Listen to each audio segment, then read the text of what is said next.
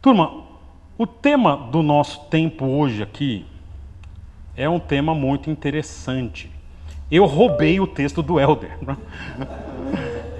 Ele ia pregar hoje e ele tinha dividido o texto do 25 ao 30 e depois o 31.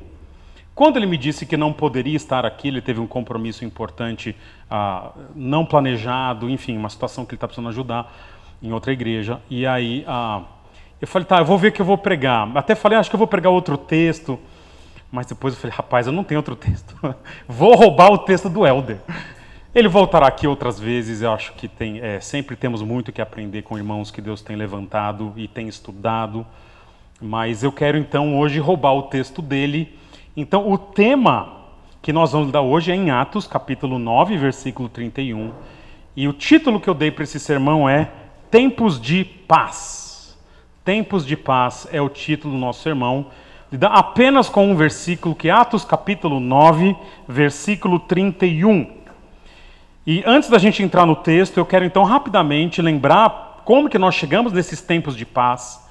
E aí a gente vai lidar com como são esses tempos de paz e o que a gente pode fazer nesse momento de paz. Só lembrando então, capítulo 9 de Atos é o capítulo muito importante que lida com a conversão daquele que se tornou o principal nome da igreja a partir do ano 45, 50, que é o apóstolo Paulo.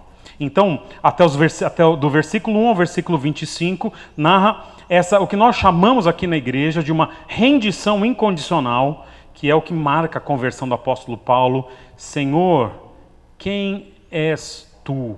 E ele se rende ao nosso Senhor Jesus Cristo. E Paulo, então, ele vai para Damasco, e em todo aquele episódio com Ananias, e ele se torna um crente. E nós terminamos essa conversa da rendição incondicional, e o Helder pegou o restante da história de Saulo, quando Saulo foge de Damasco e vai para Jerusalém. E o Helder trabalhou muito bem, de forma muito interessante. Há uma dúvida que os crentes em Jerusalém, que estavam sendo perseguidos por Paulo antes, por Saulo, eles têm se esse camarada é crente ou se ele é um infiltrado, um judeu infiltrado para prender mais gente. E o Helder trouxe para a gente aqui, então, a partir dessa dúvida legítima da igreja, 4 critérios para saber se a conversão de alguém, como um Saulo, foi de fato uma conversão real. E o Helder mencionou para a gente esses 4 critérios que são: primeiro, se o indivíduo tem uma compreensão da salvação em Cristo, realmente entendeu o que é salvação. Segundo, no livro de Atos, um segundo critério para saber se a conversão de alguém realmente foi real é se houve arrependimento e confissão de pecados, ok? O arrependimento que a gente lidou hoje na EBD, ele compõe a salvação ou o processo de salvação de todas as pessoas. Terceiro critério que ele trouxe para a gente, para saber se a conversão de alguém é real, foi a rendição completa e incondicional da vida dessa pessoa ao senhorio de Jesus. Ok? E nós depois até conversamos um pouquinho, e essa é uma perspectiva que ficou muito forte para a gente aqui na igreja, quando estudamos o Evangelho de Mateus, que a conversão ela implica uma rendição ao novo senhorio. Ok? E finalmente, o último critério que o Helder trouxe para a gente aqui foi a frutificação. Quem é crente, frutifica. Vive de modo digno do Evangelho. Remédio. Toma seu remédio. Será que é o meu? Não, é a doutora Deise. Desculpa, doutora Deise. Tranquilo. É bonitinho o toque. É bonitinho. Não tem problema. Fica tranquilo, doutora Deise. Isso. Pode atender também, gente. Não tem problema. E agora, depois o Helder trouxe o episódio, então, que o homem chamado Barnabé, ele pega esse apóstolo Paulo e começa a discipular Barnabé. E aí o Helder, em primeiro lugar, menção honrosa aqui, tudo de cabeça. É importante, hein, doutora Deus? Atende aí.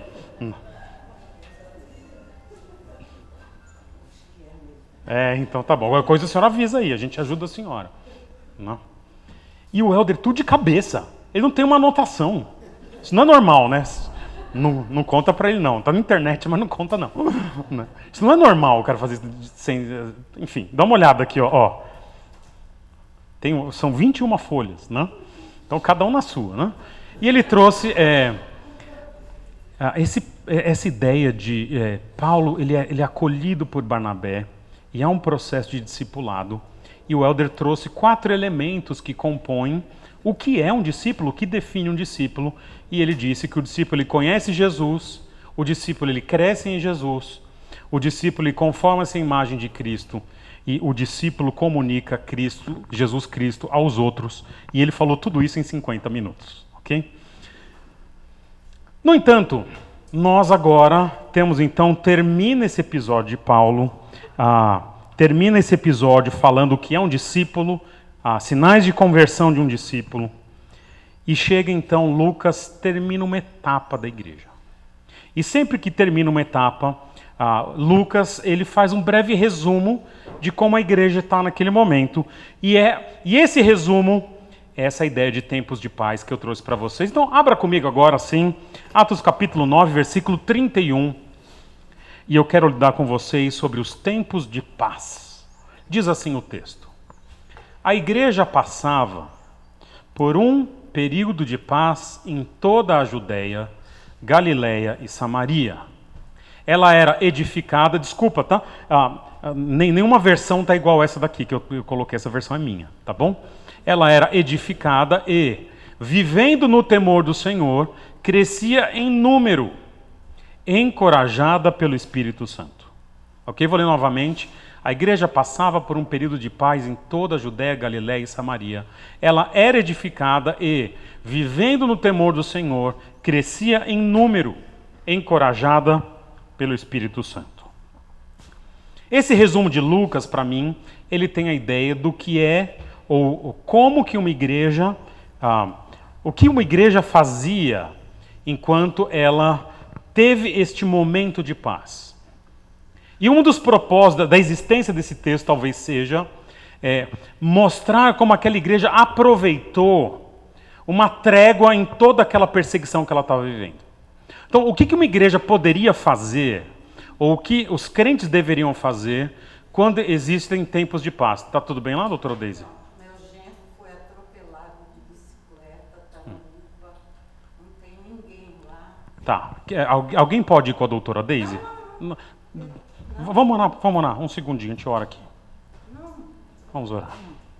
Senhor Jesus, te pedimos que o Senhor esteja com a doutora Deise, cuide ali do genro dela, que o Senhor dê sabedoria e que vá tudo bem ali. Que o Senhor cuide dele, tenha uma boa saúde, Senhor. Abençoa a ida dela lá, em nome de Jesus. Amém. Está dando muita convulsão direto. Tá, a senhora avisa aí depois? Tá bom, vai lá, doutora Deise.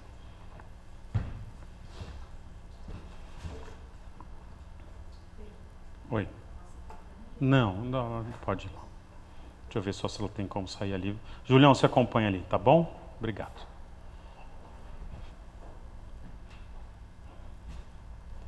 É interessante, irmãos, como a vida é assim, né? A gente tem paz, tempos de paz, e às vezes uma ligação toca e muita coisa acontece, né? Então a gente está em oração, fica em oração aí durante o tempo da gente aqui, para que Deus cuide da família da doutora Deise, tá bom? Tudo vá bem, que seja só um susto, tá bom? Nós vamos orar lá. Puxa vida, é gostoso ter uma igreja que a gente pode fazer essas coisas juntos, né? Então, puxa vida. Quando os tempos são de paz, a gente tem que aproveitar. Porque tempos de paz, eles passam.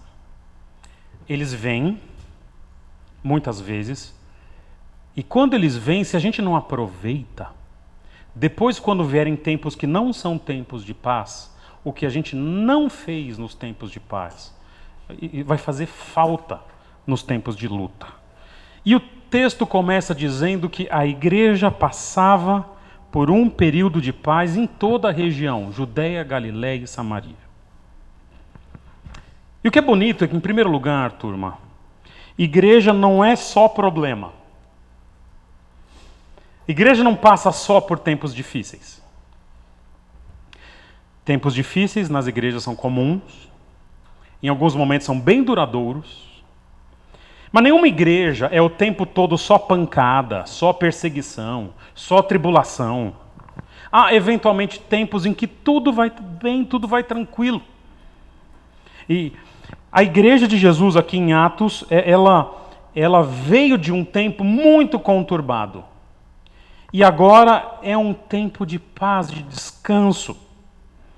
E a igreja de Atos, ela veio num momento muito conturbado por conta de duas grandes fontes de problemas. Problemas internos e problemas externos. Nós já lidamos aqui problemas internos da igreja de Jerusalém. O diabo se infiltrou na igreja através de um casal chamado Ananias e Safira, que tentaram enganar as pessoas e foram mortos na igreja. Segundo problema interno foi aquele problema da distribuição do almoço, em que o pessoal começou a murmurar, a reclamar, e isso tirou os apóstolos do seu trabalho no ministério da palavra. Esses foram os problemas internos. A igreja de Jerusalém, então, teve também problemas externos, que foi a questão dos sacerdotes, que estavam perseguindo a igreja, e também, depois, o Saulo, que consente na morte de Estevão, e a perseguição que Saulo impôs para a igreja foi um dos problemas externos que a igreja enfrentou. E dos 4 tipos de problema que eu trouxe aqui, o de Saulo foi o pior. Eu já trouxe para os irmãos que a palavra que é usada quando diz que Saulo devastava a igreja é um verbo grego usado para quando o animal pega a carcaça e estraçalha a carcaça. E é isso que Saulo estava fazendo com a igreja. Ou no capítulo 9, versículo, estou citando Atos 8:3, e no capítulo 9, versículo 1, que diz que ele respirava ameaças de morte, e essa palavra para morte é a palavra do Novo Testamento para assassinato. Ele estava indo para matar. E me parece, turma, que quanto melhor a igreja, Jerusalém é uma baita igreja, maior a tendência dessa igreja enfrentar os seus problemas.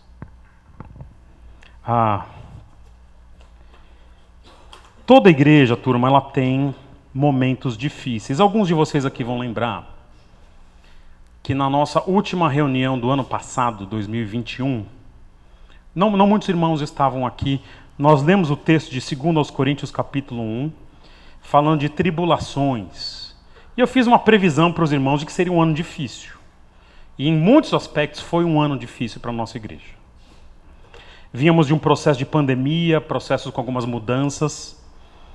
E olhando para trás, é interessante que... por que um pastor eventualmente tem essa percepção, né, de que vai ser um ano difícil e tudo mais? Quando alguém aqui diria, é piloto avião ou não? Alguém é piloto? Temos pilotos aqui entre nós? Então nunca peguemos um avião juntos, ok? Porque ninguém aqui sabe nada, né? Mas o piloto ele é treinado para prever turbulência. Eu me lembro uma vez, indo para a aldeia de Mapuera, na verdade, voltando de Mapuera, o piloto se atrasou para nos buscar, e é tipo o Rodrigo, né, piloto missionário, e na volta ele disse o seguinte: olha, eu lamento como vai ser a volta de vocês. Porque era tipo 11h30 da manhã. E 11h30 da manhã, gente... O avião que a gente voou, o monomotor. Monomotor é um Fusca voador, ok? Inclusive o barulho, né? Alguém já voou de monomotor? Já voou ou não? Né? Já, né? Ô louco, pai! Né? Revelações aqui. Não. Gente, minha vida foi uma farsa até hoje. Né? Ai. Depois você me conta essa história, pai. Muito interessante. Então, não pulou, você não pulou. Olha que interessante,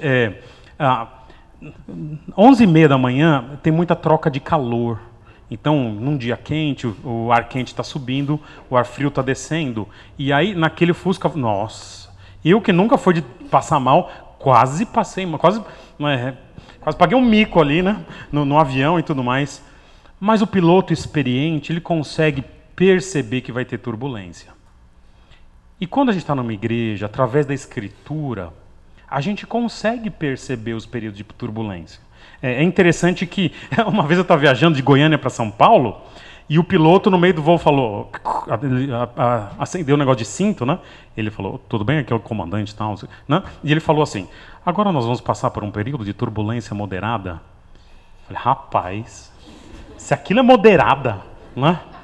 A unha do pé saiu pela boca, não é uma coisa assim absurda, né? Cara, é uma coisa horrível, né?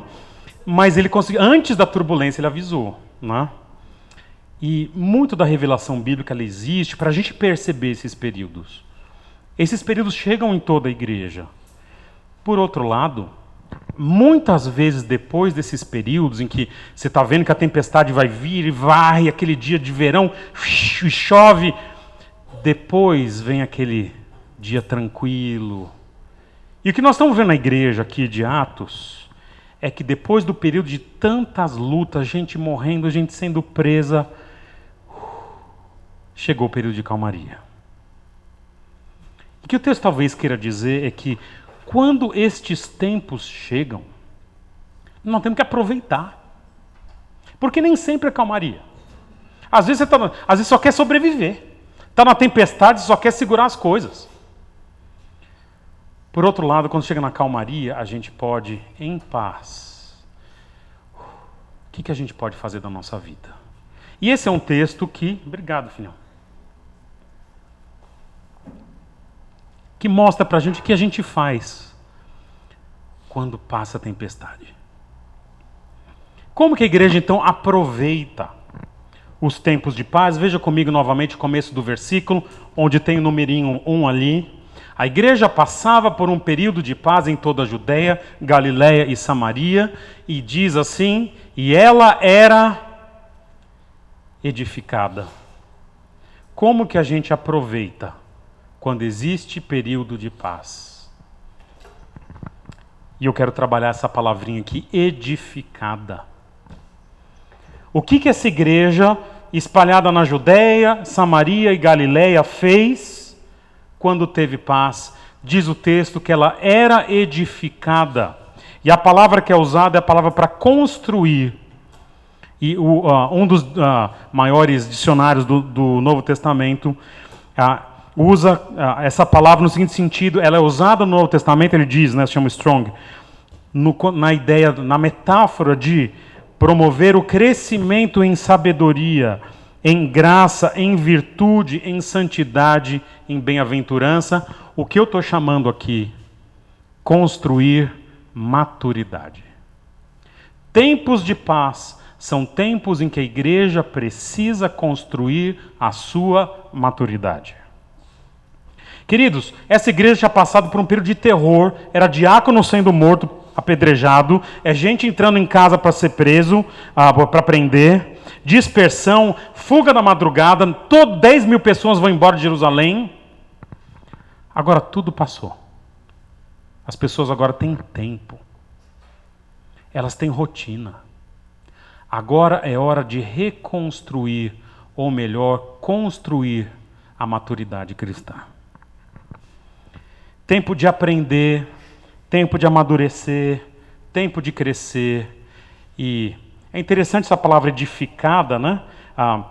As traduções, às vezes, deviam ser um pouco mais do dia a dia da gente. Falar, Deus edificava a sua igreja, Deus construía. Tempos de paz são tempos da gente fazer na igreja o que a gente não consegue fazer nos tempos em que está tudo ruim. Há temas, por exemplo, que eu sempre digo, aprenda quando está tudo bem, porque quando chega o problema diante de você, se você não sabe o que falar, o que fazer, vai dar ruim. Então, tempos de paz é um tempo que a gente pode ler, a gente pode estudar, a gente pode meditar, a gente pode refletir, a gente pode praticar algumas coisas. Por isso, por exemplo, turma, que nós estamos com a ideia de ter um curso de teologia no que vem. Agora é o momento. É tempo de paz. A igreja não vai se dividir, a igreja está seguindo aqui no mesmo lugar. Era um sonho antigo para mim, mas não dava antes.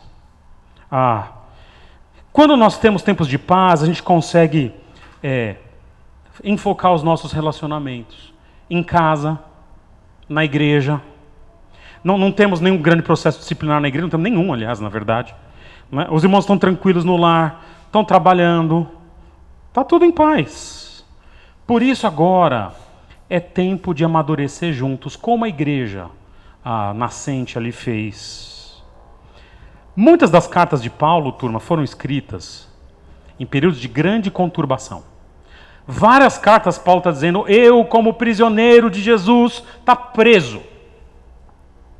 Mas tem uma carta de Paulo que ele escreve meio que de férias.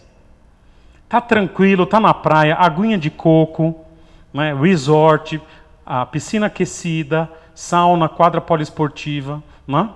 E ele diz, vou escrever. Sabe qual a carta de Paulo ele escreve no ano mais tranquilo da vida dele? A carta de Paulo aos Romanos. Só a carta mais teológica, mais cabeçona, mais assim, difícil de compreender, porque ele tem paz, ele consegue estabelecer as bases doutrinárias do começo ao fim. Ele faz, e de fato, Romanos é uma carta que ela é base para muita coisa no Novo Testamento. Sabe, irmãos, a gente tem que desfrutar dos tempos de oásis que Deus dá na vida da igreja. E a gente não sabe o que vai vir no nosso país. Nós conversamos de eleição agora há pouco. Tanta coisa pode acontecer. Estão falando esses dias aí de uma guerra nuclear, não é? Nossa, que barulho foi esse? Não, foi uma bomba que estourou do lado do mundo. Nossa, deu uma tremidinha. É por aí, não é? A última grande explosão nuclear que teve na década de 1970, pela antiga União Soviética, deslocou o eixo da Terra, ok? Só para você não fica preocupado, durma em paz, né? Deus tá no controle, mas isso aconteceu, tá? Saibam que e está na mão daquele camarada lá. Enfim, tempos de paz, que é a nossa realidade hoje aqui na igreja, é um tempo da gente construir. E isso que aquela igreja faz, começa a aprender junto, a construir maturidade como povo de Deus. Mas o texto não fala só de construir. Olha o segundo verbo que é usado ali. A igreja passava por um período de paz em toda a Judéia, Galiléia e Samaria, e ela era edificada, ela era construída, ela estava promovendo a maturidade. Mas em segundo lugar, diz assim, olha lá, vivendo no temor do Senhor. Qual a segunda atitude que eles têm, aproveitando o tempo de paz? Eles estabelecem um cotidiano, uma rotina de temor a Deus. De onde tirei essa palavra cotidiano ou rotina? Eu tirei desse verbo aqui, vivendo. Esse verbo aqui, na língua grega, ele significa algo que você faz com constância. Ou significa persistir. Persistir. Eles persistiam no temor do Senhor, da ideia de que eles estavam ali todo dia, fazendo as mesmas coisas, que implicava ter temor de Deus. Um dia após o outro, após o outro, após o outro, vivendo uma rotina santa de temor a Deus. Turma, tempos de paz são ótimos para a gente estabelecer padrões, rotinas. Uma vida que se torna acostumada. Uma vida que se torna metódica. É interessante, num tipo de igreja como nossa, com a tradição que nós temos, uma tradição mais reformada, né? A gente acredita nos milagres de Deus. A gente acredita. Mas a gente entende que milagre é chamado milagre, inclusive, porque, não é todo dia. Deus intervém, nós oramos agora, pode ser que Deus intervenha milagrosamente, mas muitas vezes Deus não intervém. Fulano está internado. A gente ora. Mas normalmente ele vai ter que tomar um remédio para sair de lá. Vai ter que fazer o tratamento. Às vezes Deus vem e tira alguém. Mas não é comum. A nossa realidade é que nós vamos estabelecer uma rotina de fidelidade, mesmo quando o normal de Deus é não intervir na nossa vida. Deus estabeleceu um normal de vida em que não tem milagre quase nunca. E a maior prova de fidelidade de um povo não é ser fiel quando Deus abre o mar. É ser fiel quando Deus não abre o mar. Porque, ele abriu o mar uma vez na história. Nunca mais. Abrir um riozinho aqui, outro ali. Não. Deus muitas vezes não cura. Às vezes Deus não responde a nossa oração. Às vezes a gente ora e não sente nada. Esse é o normal. Todo dia. O que a gente faz? Nada? Não. A gente estabelece uma prática, uma rotina de viver uma vida normal, na presença de Deus. Na academia. Eita! Tem uma frase lá, não tem, Glaucio? Está lá a frase ainda? Não sei se está lá ainda. Para começar, você precisa de motivação. É da outra dispensação. Não? Mas para continuar, você precisa de um hábito. Não é isso? Não é isso? Olha. Nossa, eu lembro dessa frase. Para começar... Foi assim que eu fiquei forte. Né? Para começar, você precisa de motivação. Para continuar, você precisa de um hábito. Tempos de paz na igreja é tempo de estabelecer um hábito comunitário de temor do Senhor. É interessante que esses camaradas aqui, eles estão aproveitando que agora não tem gente batendo na porta para levar ninguém, para viver uma vidinha de temor a Deus. Como comunidade, se reunir, adorar a Deus, estudar junto, orar bastante como comunidade, tem horário, tem compromisso com a igreja, compromisso com os irmãos, tem uma vida de oração. E é interessante, e a gente tem que aproveitar quando acontecem essas coisas. A gente tem que aproveitar quando está tudo bem numa igreja para manter nosso tempo juntos aqui. Se reunir todo domingo. Ter uma vida de oração comunitária. É muito ruim, irmãos. Por exemplo, o irmão ou a irmã que não vem para uma reunião de oração, porque a reunião de oração da igreja, ela não é agradável. Aliás, orar não é agradável, né? Por isso que precisa exercitar. Por que oração comunitária não é agradável? É difícil orar com outras pessoas vendo. É difícil. É mais confortável você orar sozinho. É difícil você expor seus problemas, suas demandas na igreja.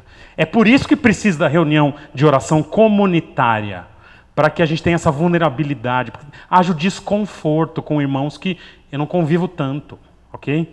Mas vai esperar o dia que está tudo ruim para você vir? Vamos estabelecer um hábito como igreja. A gente está orando uns pelos outros. Eu estou me expondo, ou expondo meus dilemas, e os irmãos estão orando por mim. E tempos de paz são assim.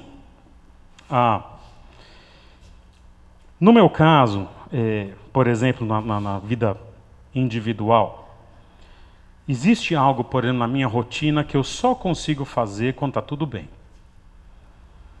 Caminhar no lago, lá do Palavra da Vida. Então, se você mora lá no PV, você não me está vendo, não está me vendo no lago. Acho que você me viu essa semana uma vez. Consegui sair 2 vezes essa semana, um dia com as crianças e um dia sozinho. Mas estou falando quando eu vou sozinho. É ali, turma, que eu penso, é ali que eu oro e é ali que eu falo sozinho. As 3 coisas meio juntas, né? Então, provavelmente estarei falando sozinho ou orando, né? Mas, enfim, aquele doido sou eu. Mas, quando está uma correria como está agora, eu não consigo. E faz uma falta. Faz uma falta. Eu não vejo a hora de passar o dia 7 de outubro e eu acordar, e não sei se eu consigo esse ano, mas e acordar, pego a cachorrinha lá e vou lá cedinho, no máximo encontro o seu Osmar lá. Acho que é de família isso, né? E vou lá e a gente caminha e posso orar, posso chorar, posso cantar alto, né? E é o tempo que a gente tem. Mas na correria tem ano que não dá. E faz falta. A gente precisa estabelecer alguma rotina nossa de igreja que a gente faz junto espiritualmente nessas ocasiões. Há um livro que os jovens estão estudando no sábado que lida com esse tipo de coisa, chamado A Liturgia do Ordinário. Já leram esse livro? Quem já leu esse livro? 3. Alguém ali leu ou não? Flávio levantou a mão? Leu, Cris? Mateus. Ah, você apontou para o Mateus. Já leu? Sim, Mateus. Esse livro é escrito por uma reverenda anglicana. E olha que o livro é muito interessante. É muito bom o livro, é muito bom. Qual que é a tese da Tish Warren, essa reverenda? Ela diz o seguinte: na rotina, a gente poderia aproveitar todas as ocasiões da nossa rotina, que são ocasiões que todo mundo tem. Você acorda, você arruma a sua cama, toma o seu café, e fazer dessas atividades tão básicas e que a gente faz assim, nem sem perceber, fazer disso um tempo de adoração ao nosso Deus. Por exemplo, não sei se você... Eu acordo e pego o celular. Você faz isso? Eu faço. É uma liturgiazinha da gente. Acorda, pega, vê, tem e-mail, tem o que for. Não. Eu poderia me exercitar a acordar e orar. Senhor, obrigado.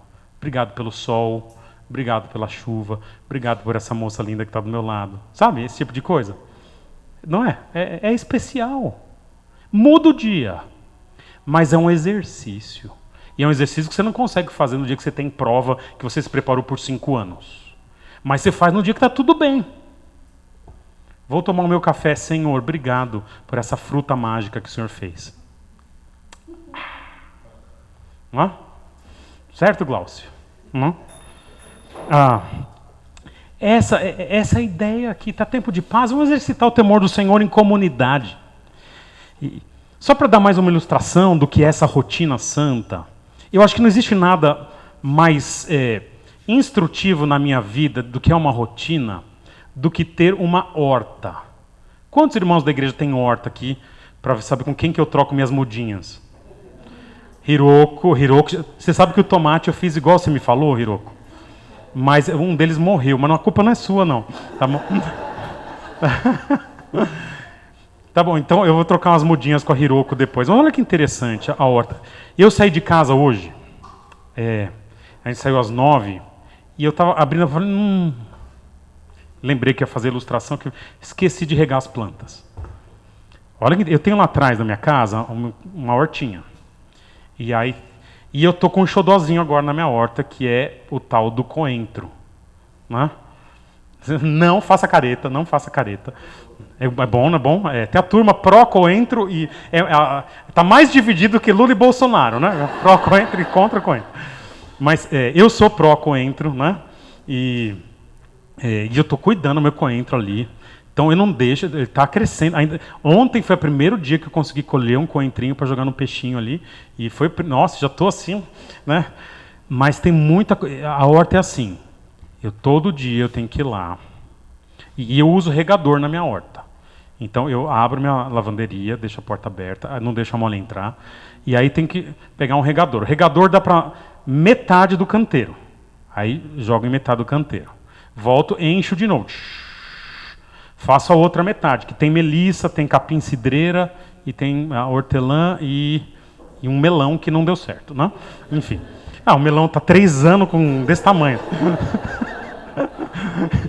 Um melinho, Aí tem as florzinhas que a gente plantou num canteiro, aí são mais 2 de encher, de pegar a água, enche, faz metade, sobe de novo, pega a água e faz metade. Aí eu desço, aí tem a jabuticaba deu jabuticaba esses dias. Aí vou lá, tem que molhar bem a jabuticaba. Aí depois tem as flores do outro lado, tem as flores na frente, enfim, 15 minutinhos, mas tem que ser uma coisa, todo dia. Todo dia. Aí esses dias eu passei ali, vi orégano, estava assim. Falei, rapaz, esqueci do orégano, estava num vasinho. Então, isso é vida espiritual.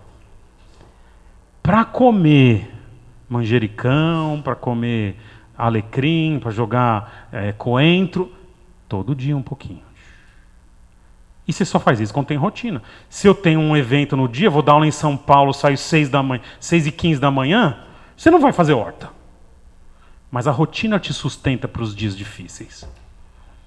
E é isso que essa igreja faz, ela estabelece um cotidiano de temer a Deus em comunidade. Finalmente, o texto diz, então, olha lá, a igreja então ela precisa aproveitar esses tempos de paz, e ela vai construindo maturidade, estudando, aprendendo. Ela estabelece uma rotina de temor a Deus. E o texto diz, a igreja passava por um período de paz em toda a Judéia, Galiléia e Samaria. Ela era edificada e vivendo, persistindo no temor do Senhor. Agora sim, a última parte. Ela crescia em número, encorajada pelo Espírito Santo. E eu quero trabalhar esse último aspecto, que é o aspecto do crescia em número, encorajada pelo Espírito Santo. E qual que é a última atividade ou atitude que a igreja deve ter quando está tudo bem? É uma atitude de consolação ou encorajamento, primeiro com os de dentro, mas também com os de fora. A palavra que é usada aqui para encorajada pelo Espírito é a palavra do Novo Testamento que se refere ao Espírito Santo, né? O consolador, o encorajador, o exortador. A gente só gosta da parte positiva, né?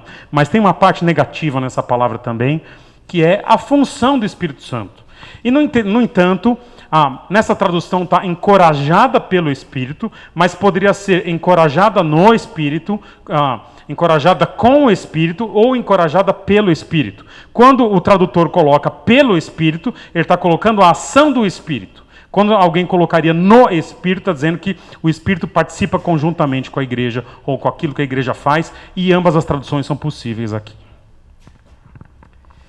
Irmãos, igreja tem que ser um lugar de consolo, igreja tem que ser um lugar de encorajamento, igreja tem que ser um lugar de exortação. E tudo isso através da revelação que o Espírito Santo trouxe, que é a palavra de Deus. E do jeito que o texto está construído, a ideia que Lucas traz para a gente é: esses irmãos estão sendo encorajados, e ao serem encorajados, os de fora percebem e a igreja cresce. É muito interessante, turma, que é assim. A igreja, ela, na sua rotina de paz, ela amadurece. Ela aprende, ela tem paz para estudar, para viver. E nisso a igreja estabelece uma rotina em que ela tem um temor comunitário. E isso vai encorajando os irmãos, porque está todo mundo crescendo e amadurecendo um pouquinho. E algumas vezes ao crescer, o indivíduo fala, puxa, eu tenho recebido tanto. Ou naturalmente, ou intencionalmente, ele começa a falar para as pessoas que são do seu convívio lá fora, do que tem acontecido com ele aqui dentro. E as pessoas de fora falam, puxa, o jeito que esse rapaz fala, que essa moça fala, é diferente. E as pessoas se sentem atraídas por alguém que está sendo encorajado em algum ambiente. Deixa eu falar uma coisa para vocês aqui. Irmãos, o encorajamento que o Espírito Santo oferece na igreja, ele é muito diferente do encorajamento que as pessoas recebem lá fora. Porque as pessoas recebem algum encorajamento lá fora. Lá fora, se alguém quer fazer alguma coisa, todo mundo diz, faz, vai ser feliz. No entanto, quando a pessoa normalmente toma decisões visando só o benefício próprio, normalmente essas decisões logo se tornam decisões ruins. E a pessoa se vê presa numa série de situações que ela queria sair. E um pastor, certa feita, definiu que quem vive uma vida longe de Deus, uma vida no pecado, ela busca satisfação. Mas é como se ela estivesse com sede, bebendo água do mar. Estou morrendo de sede, vou tomar uma aguinha gelada. Toma a aguinha gelada.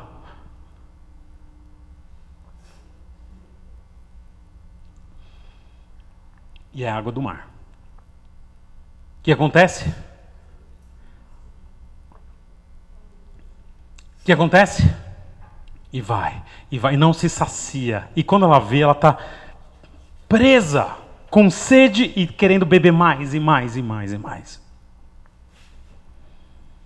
O encorajamento, entretanto, que é oferecido por Deus, na sua palavra e através da igreja, é um encorajamento que sacia a sede das pessoas, porque chega e fala, querido, o que você está fazendo é errado, deixa eu te mostrar o caminho certo. E quando a gente tem o caminho bíblico das coisas, a pessoa é saciada. Fala, é isso que eu procurei a vida toda. O crente, ele é consolado, por exemplo, lá fora tem consolo também. O camarada está triste, ele toma cachaça. Aqui, a gente fica triste também. Passa um monte de coisa, passa os mesmos apertos que os de fora passam. Mas o tipo de tristeza, ou a forma como a gente lida, ela é mais encorajadora. Fala, realmente eu perdi meus filhos, eu perdi meus pais, mas Deus tem estado comigo nos dias difíceis. É um tipo de consolo que é diferente. Nessa época do ano, não sei se você percebeu, que existe uns bichinhos que saem no fim da tarde, observaram? Como que é o nome do bichinho? Tem siriri, não é isso? Aleluia. Parece igreja pentecostal aqui, não? E sabe como é o nome técnico deles? Não. Bicho da luz. Não é técnico, não? Chama bicho de luz. Se você procurar lá no Google, bicho da luz, aparece lá. Por que chama bicho da luz? Eles saem da terra. Lá no meu terreno sempre tem um buraquinho, começa a juntar passarinho, você sabe que aquele dia vai sair. E aí eles começam a sair. E quando fica escuro, no fim da tarde, quando fica escuro, se você olhar para o poste, você vai ver. Eles estão lá, né? Em volta do poste. Esses dias nós saímos e eu falei, esqueci meu escritório aberto. E tal, eu vi na cidade, nossa, tá cheio dos aleluia aí, vai tudo lá no meu escritório, né? Graças a Deus não foram, né? Mas como que esse bicho sai nessa época? É o cupim, são espécies de cupim. Eles ficam enterrados no escuro o ano todo. Nessa época eles ganham asas e eles saem para acasalar. E ao acasalar, eles têm geneticamente uma atração para tudo aquilo que é luz ou iluminado. E é interessante que então eles veem uma luz e eles vão atrás. E eu acho que a situação desse bichinho reflete muito quem são as pessoas com quem nós convivemos lá fora. Essas pessoas estão vivendo eventualmente todos os dias da sua vida na escuridão.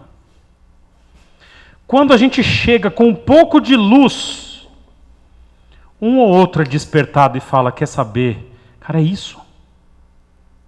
E a nossa oportunidade de mostrar a luz de Jesus para essas pessoas. E quando a gente está encorajado na igreja, o pessoal percebe. Cara, que luz é essa que você tem? Que os outros não têm? E a gente pode dizer, é um consolo que eu recebo do meu Senhor, que habita a igreja onde eu frequento, ou outras igrejas da cidade, não só a nossa. É a luz do meu Senhor. E isso torna o evangelho atraente para as pessoas, a ponto dessa igreja, ela crescer. Agora, nem sempre, turma, a gente consegue isso. Eu me lembro, há alguns anos atrás, a nossa igreja passou por muitas lutas, 8 anos atrás, e eu lembro que havia um casal da igreja, e eles quando saíram da igreja, reclamaram muito. E disseram assim, a igreja de vocês não faz nada. Ela não evangeliza, ela não proclama. E eu falei, vocês têm razão. É verdade. Só que você não sabe o motivo.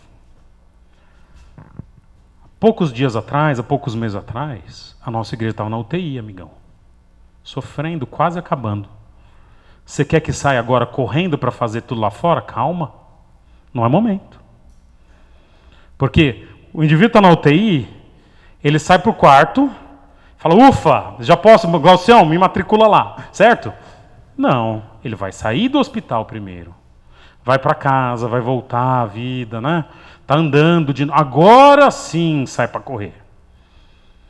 Nossa igreja, agora, turma, ela não está na UTI. Ela não está no quarto. Agora sim, agora para reclamar. Agora é verdade. Nós precisamos sair. Agora nós temos paz suficiente para proclamar. E essa igreja está num momento assim, agora é hora de proclamar, agora é hora de sair. E de fato a igreja, ela sendo encorajada, ela faz aquilo que ela foi chamada e ela proclama o evangelho. A igreja precisa aproveitar então tempos de paz. Como? Construindo maturidade, estabelecendo uma rotina, um cotidiano de temor e consolando primeiro os de dentro, para assim consolarmos os de fora.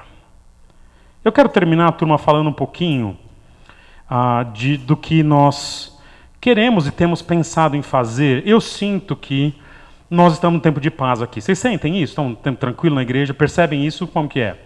E aí? Estamos num tempo tranquilo? Estamos tranquilo? Eu também sinto. Estamos em paz. Vamos começar a estabelecer isso daqui?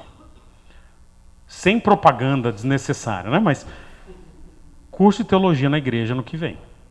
Estamos finalizando um momento. Olha, o Helder vai dar aula, o Davi vai dar aula, eu vou dar aula no primeiro ano. São 9 sábados no ano. Só isso. Vai ter leitura, vai ter livro, vai ter nota. Vai ser um seminário. Baita de um curso legal. Tem poucas vagas, são 40 vagas. 33 já manifestaram interesse. Então faltam poucas vagas, ok? Outro aspecto importante para a gente aqui, viagem missionária. Não desisti ainda. Eu só não consegui parar. Vamos fazer? Vamos fazer?